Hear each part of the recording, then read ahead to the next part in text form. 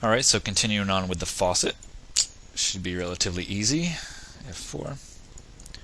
What I want to do now is just take this edge that I added up here, do a loop selection, and I'm going to chamfer that. And then in between here, I'm just going to do a ring and a connect of 1. Actually, let me go into the option box and take off this slide so it's in the middle. Alright. This seems pretty good. You know what? I'm actually going to do this a whole different way. Let's take this ring right here, and then ring that, and then do that. Control click the polygon so it selects all the way around. And then let's do an extrusion, local normal. And we'll do it on the negative, just a tad, and then we'll hit apply and do it again. Just like that. And then we'll hit apply and go back forward. Click OK. And then while that's still selected, let's do a connect of 2 and just pinch those towards the bottom. Click OK. Now let's do the same thing. Let's do a ring selection here and a connect and pinch those towards the top. Click OK. We're going to do it here as well. And then we just want 1 and slide it up to the top area right here. And click OK. When we take that off, we have something like that.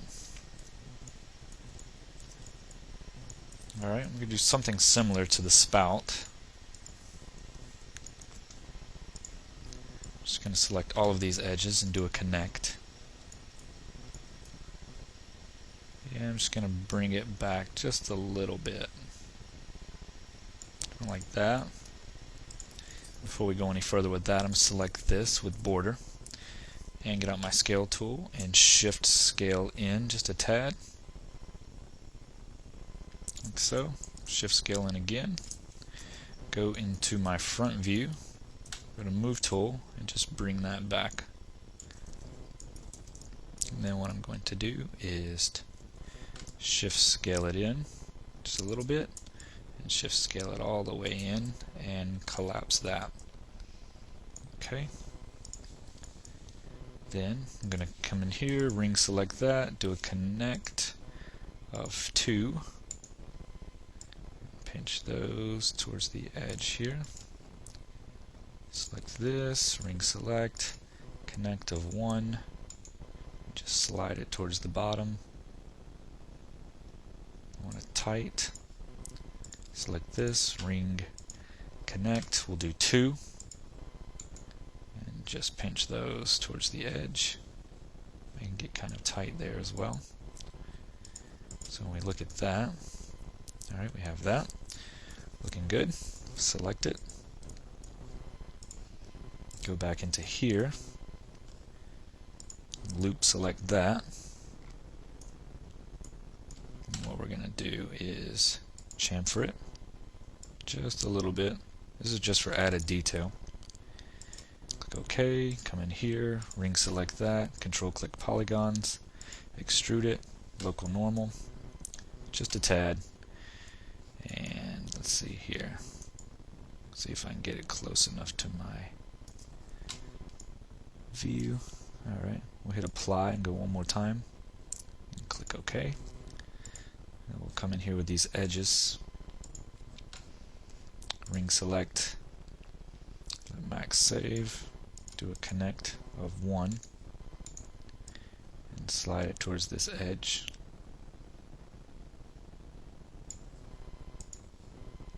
And then we'll ring select this. Slide this towards this edge, like that, I guess, and inside here as well. We'll do 2 and pinch those together.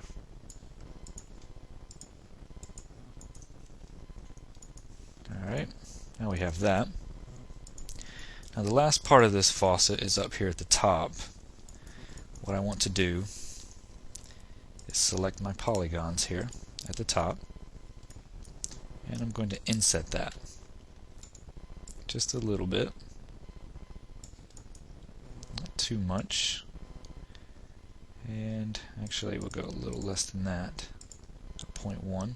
Hit apply and go in just a little more, click OK, and then we're going to extrude down just a little bit, hit apply and go down again a little more, click OK, inset it just a tad, hit apply, and from there what we can do is actually just hit cancel and just delete it all, something like that.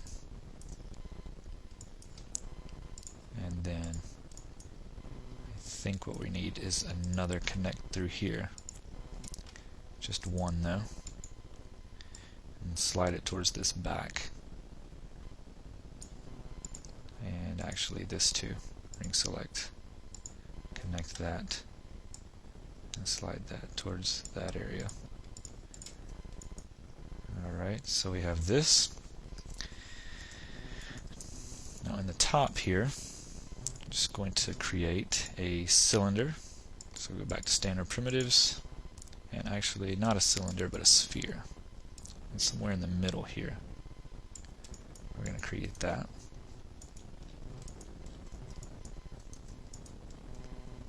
Bring that up.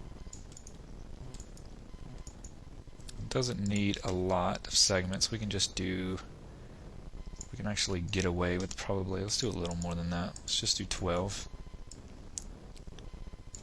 And I'm going to flatten this out, something like this. Alright, right click it and convert it to an editable poly, and delete all of these. Just like that. I'm going to scale this up so that it fits in here. I'm going to add a turbo smooth to it. Alright, scale that up just a tad. Get it in here so it fits. Give it that gray material.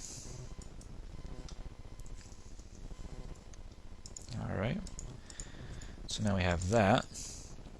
Now what I want to do is shift drag this up, click OK, and I'm going to scale that back so it's got a little bit more round shape to it. And I'm going to scale it down some, probably about like that. And then up here, we'll come down here to border, and I'm just going to shift drag down this way and scale that in, like so. If we look at our picture, it's probably a little bit thinner than that, so I can always scale the whole thing in a second. Like especially this top part right here. And we can make it a bit longer as well. And bring that down. And we don't really have to connect this, but let's just turn that off. Select this. Pull it up. So since it really won't be seen anyway, we can just get away with that if we want. Turn that on. F4. You can see how that would work like that. There's really no detail on that except for the top. It's kind of rounded. So what I'll do is go into my edge mode here. Select this, hit loop, and do a chamfer of that. Let max save. And we'll just do a little one, like so. So there we go. Hit F4, now it looks like that. And we could probably get away with just that. So if I unhide all, no, there we go. We actually have our faucet. That does kind of block the mirror, and you can make the mirror taller if you want to, but I'm going to leave it like that for now. If you want to make that little lip down here, you can, but I don't think it's going to be seen. If you're going to get a camera shot from right here, then go ahead and model this little lip, but I'm not going to worry about that. Alright, so that's the faucet and the whole vanity area.